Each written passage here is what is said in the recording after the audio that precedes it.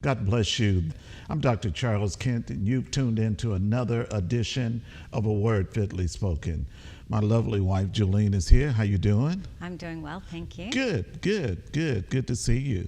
Thank you. Yeah, it's been a minute. How's everything It going? has not been a minute, and I think everything's going fine. Come on, let's keep going.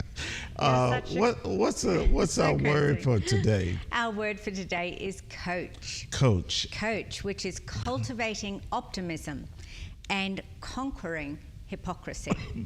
Okay. We have personal examples. We have we have personal examples and personal experiences of coaches in our life. Your dad was not only a coach to many, but also a coach to me. And so this is personal. This is personal.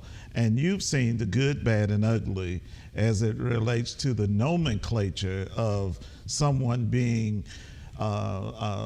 coached and coaching, the process of being coached and coaching, and some of the pros and cons as to how someone would come, and I can testify to that, how that whole dynamic comes into be, because everybody is not coachable.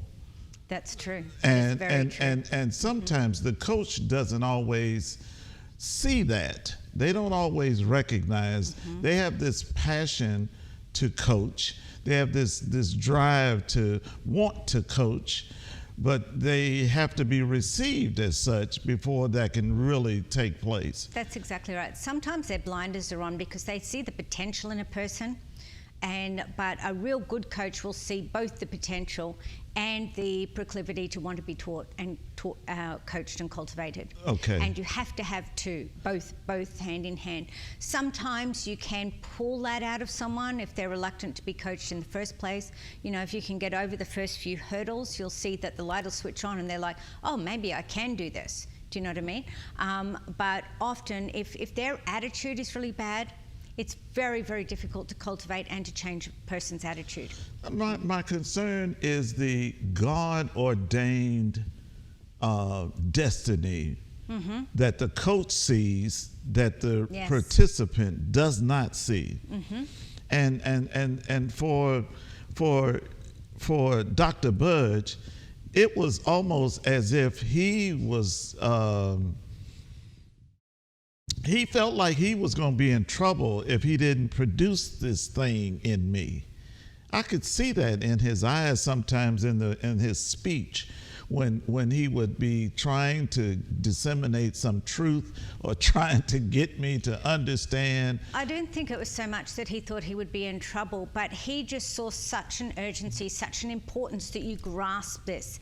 And he knew that he was responsible and accountable to impart into you. And so sometimes, and people hear differently, they learn differently, no two people are the same. And so sometimes you might have to say the same thing 6 different ways before someone finally gets it. Wow. Do you know what I mean?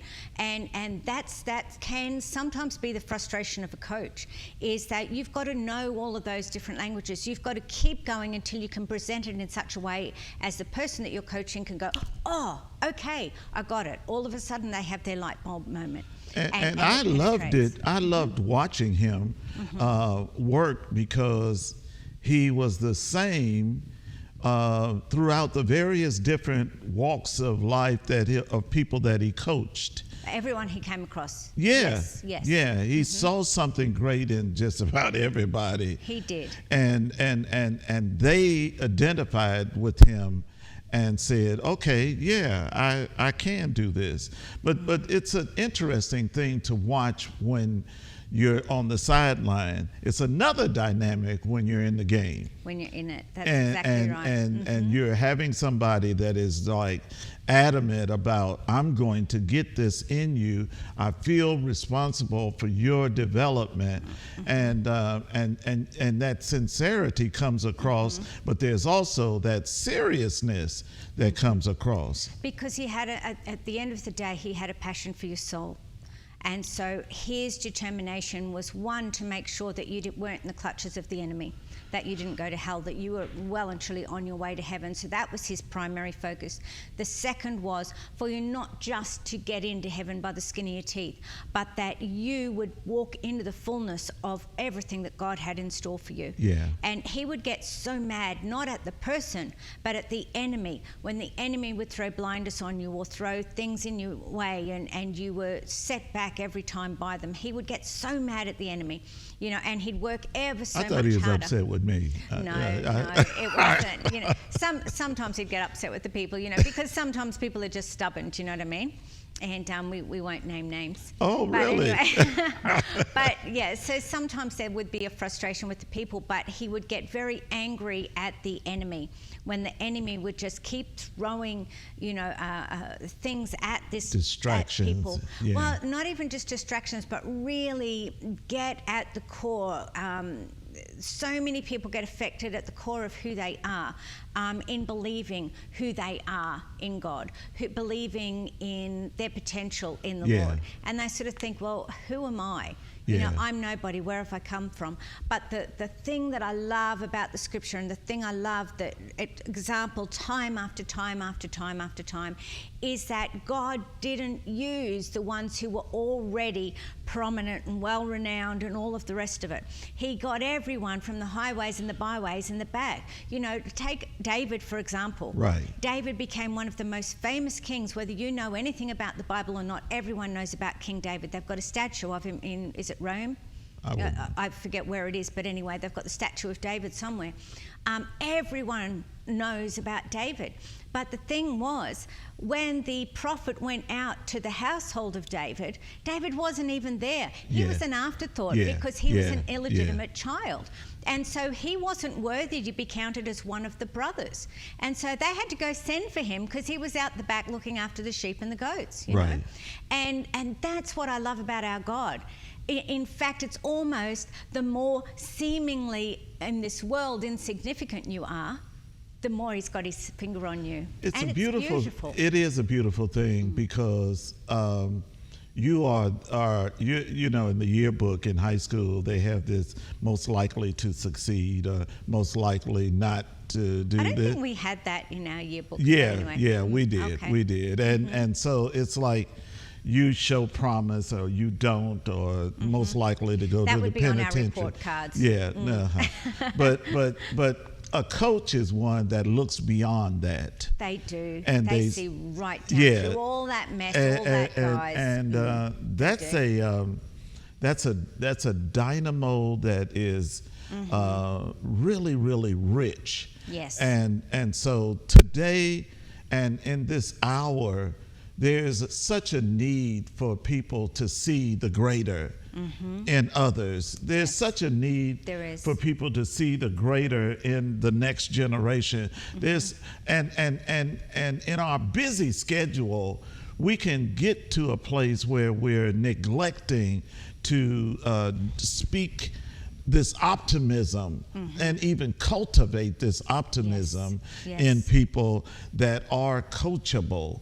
Yeah. And so I want us to get into this because it's going to take a moment, because number one, people don't want to coach. Let me just put that out there. It's hard to It is. It is difficult. It's like I said this earlier. It's like trying to save somebody from drowning. You know, they're gonna almost want to pull you under while you're trying to save them. You've only got to look at a couple of the movies, and I know they're movies, but it gives you a little bit of a glimpse into Coach's life.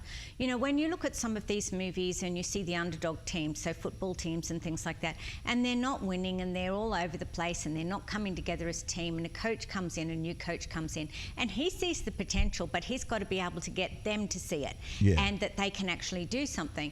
And you see the fight and the struggle they go through, and, you know, for the first 6, 7, 8, 9 games, they're still losing, you know, and somehow he's got to fight against that reality, that truth that they're still losing, and make them realize that we might still be losing, but we're actually getting headway here. We're making ground. We're making progress. Then all of a sudden, they get their first win. And suddenly there's a slight shift in, oh, well, maybe, you know, we won one. Maybe there's a chance that we can win a second one. And then as the momentum builds, up the it small comes. victories. But there's a long way. There's a Yeah. hard road till you get them to that point to even see that in the first place. Yeah. On that note, let's start reading what I've written as it relates to coach. And let me Sure. just reiterate: a coach is one that is cultivating optimism and conquering hypocrisy. All right, go on. Okay, there have been many great teams and great individual sports figures, but in all cases there's somebody behind the scenes, motivating, challenging, and seeing more than even that person in the ring. An author once quoted, "It's a shame when someone else sees more in you than you see in yourself." This is a person that is willing to show you who you really are and is willing to take your abuse and reluctance in pursuing your dreams. That person is known as a coach. Willing to accept what does it say? Willing Your to take your abuse. and reluctance. And that is so often the case. Why would Just leave why me would alone. there why you would know? there Get out be of here. Who do abuse? you think you are? What? Because they don't want to hear it, and they think the person's just badgering them or hounding them or whatever. And it can be because sometimes a coach has got to get all up in your face, almost spitting in your face to, you know, try and get through to you. And that will work for some people and it won't work for other people.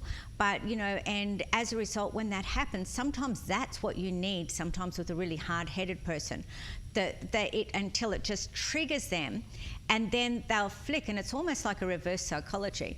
It'll flick them around. I'll say, well, I'll just, you know, if you say it, then I'll just do it, type of thing, or, you know. And reluctance. And reluctance, huge reluctance, you know, and that's for everything from the discipline to the time spent to, there's so many levels of reluctance that comes through, not even to mention the fact that they don't see themselves as a winner This in the is first the place. making of great individuals. It is very much so.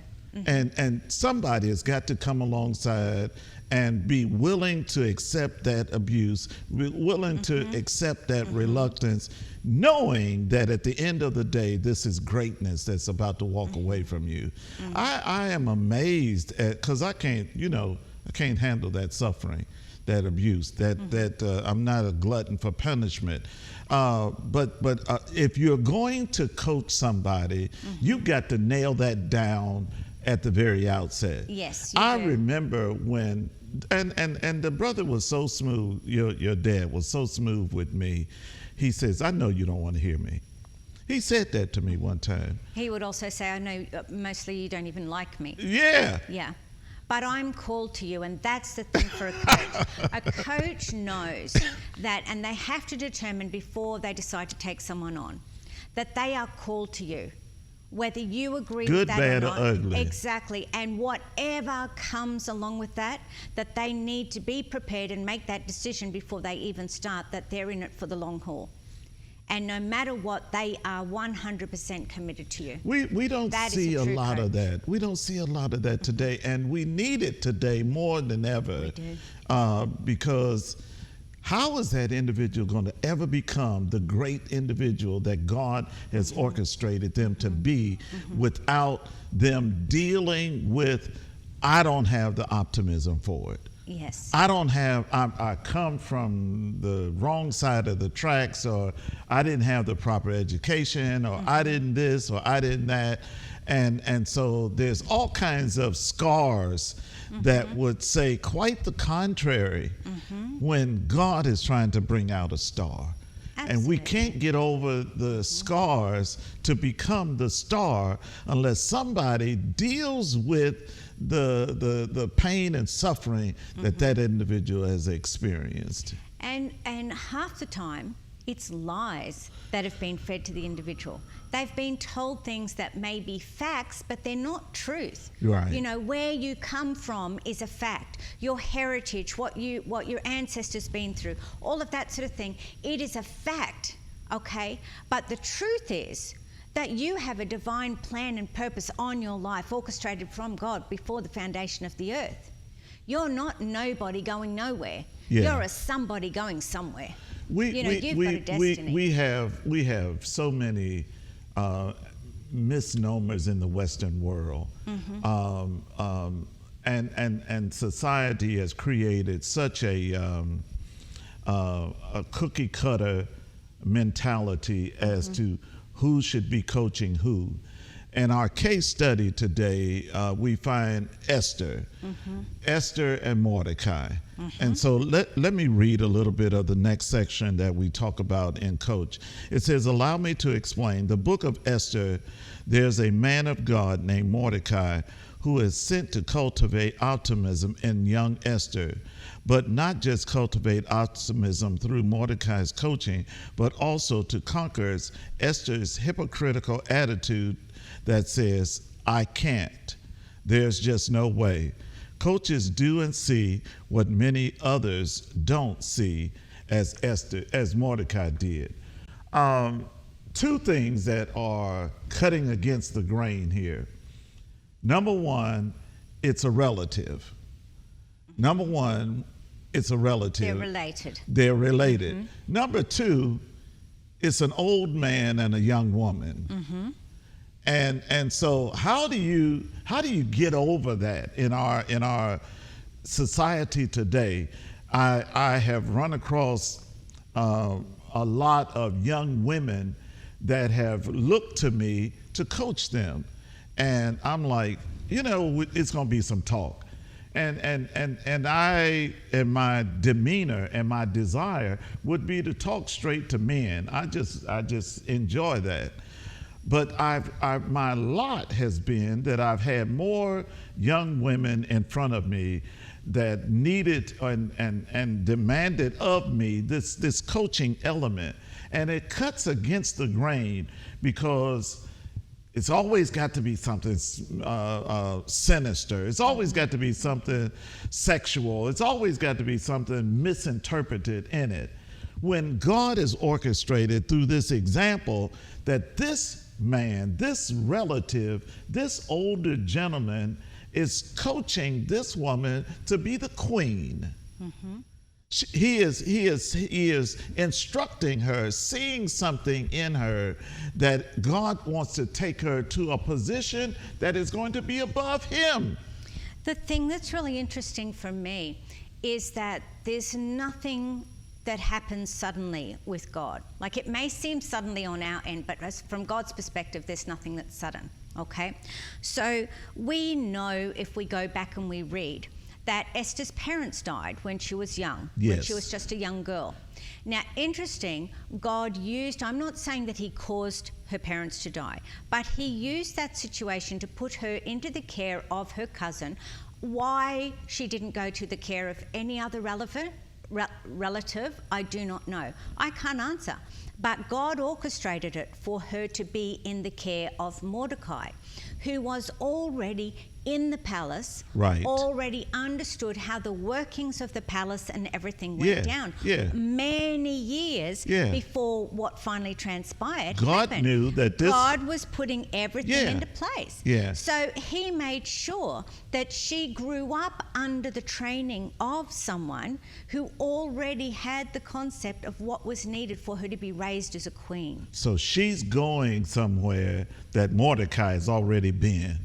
And she is going to be, he is able to speak into her the things, the nuances of what it takes and how to flow and what to do. The beauty of this for me is that Mordecai has a passion. He does. He has a passion to see her succeed. And he sees her as a young girl with God's hand upon her life. And he doesn't know what it is, but he knows that she's destined for greatness. That's why God put him into her life, because he was the one who could bring that out. If she went to a average family that had either fields or looked after sheep and goat and cattle and all of that, she would have been raised as a normal housewife in that sort of situation, under the tutelage of a woman.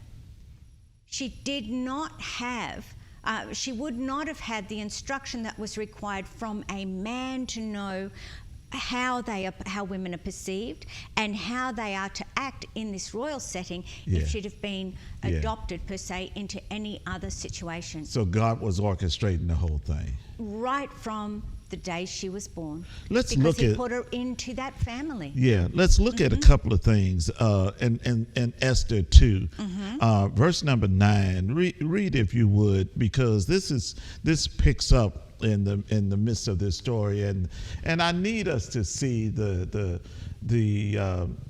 steps that God takes her. And how Mordecai stands on the sidelines and say, hey, this is how you conduct yourself. Absolutely. This is how you deal with things. Let's read. We might start from 8 because 9 sort of comes in the middle of a thought. Go right ahead. Okay, so verse 8, chapter 2 of Esther. So it came about when the command and decree of the king were heard, and many young ladies were gathered to Susa, the capital, into the country of Haggai, that Esther was taken to the king's palace into the custody of Haggai, who was in charge of the women. Now the young lady pleased him and found favor with him, so he quickly provided her with her cosmetics and food. He gave her 7 choice maids from the king's palace and transferred her and her maids to the best place in the harem. Esther did not make known her people or her kindred, for Mordecai had instructed her that she should not make them known. This is she pleased. She comes from a different background, and yet she is now in a different environment, in a different country, and she knows how to conduct herself. She pleases them. She knows how to carry herself. And that favor now takes her to another level of favor. And that's a beautiful thing to know, that when you are in a different environment and God has taken you to another level, that you know how to go in and come out. That's what Solomon said. I want to know how to go in, and I want to know how to come out. And she is now taken to another level, and she has discipline. Mordecai told her, don't reveal who you are. Don't reveal, don't tell anybody where you're from. Covert op here. Yes, this God's is definitely. got something going down. Don't undo it. Don't unravel it before it gets started. And I love the fact that she is obedient. Yes. She is submissive. She understands that this old man is going to tell me how to get ahead in life. Read on. Verse 11. And every day Mordecai walked back and forth in front of the court of the harem to learn how Esther was and how she fared. Now when the turn of each young lady came to go into King Ahasuerus, after the end of her 12 months under the regulations for the women, for the days of their beautification were completed as follows: 6 months with oil of myrrh, and 6 months with spices and the cosmetics for women. There's a time of preparation. There's a time of preparation, but I saw Mordecai walking in and out. Every day he's concerned about her development. Every day he's concerned about what she's getting.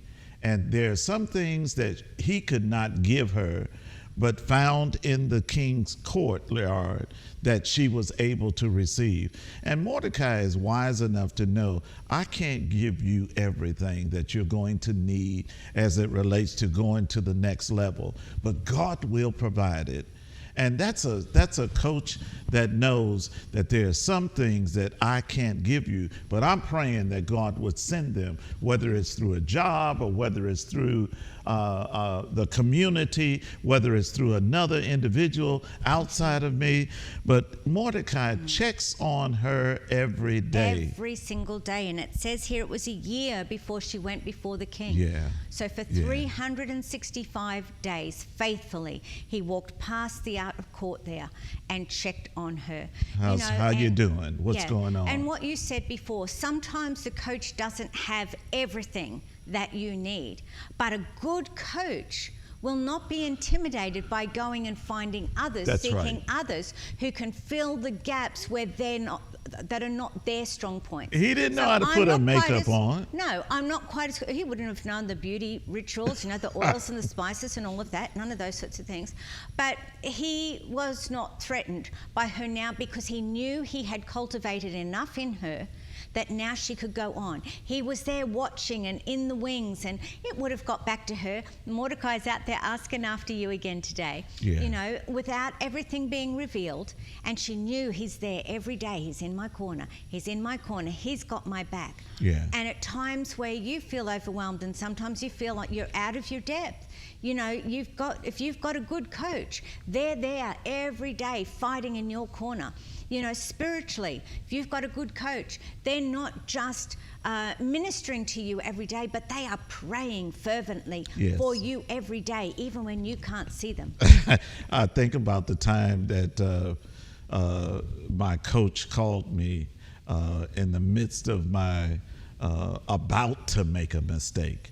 That's a beautiful thing. When you are connected spiritually with someone, they know God sends disturbance in their rest. And this man called me from Australia just 2 steps before I was about to make a mistake. You were sitting in a car park. Yeah, Yeah, 8,500 miles and away. it was like I turned because I was so frightened. I said, "Oh God, you are so rich in my life that you will not allow me to make an error. You've got somebody watching over and covering me, seeing over me." And that's what a coach is supposed to do. And that's what Mordecai did. Let me read this last little section. A coach, they can handle our disappointments and our ability and frustrations. When we didn't get it right and had to do it over again, it takes a special person to be called to come alongside and motivate another to places and plateaus they've never experienced before. Coach, cultivating optimism and conquering hypocrisy. We all need one, and in a lot of cases, we need to become a coach to sum up and coming champion. Learning teaches more in 1 year than experience in 20. Amen. I want to encourage you to find out if you are being coached or if you are a coach. And maybe you should be both. Yeah, because sometimes God has taken you some places that somebody sees and they've got the equipment and the wherewithal to help you get there. Receive such a one in the spirit of meekness. I wish we had more time to talk about this subject. Coach, cultivating optimism and conquering hypocrisy. God bless you. I'm Dr. Charles Kent Julene. with another Word Fitly Spoken. God bless you.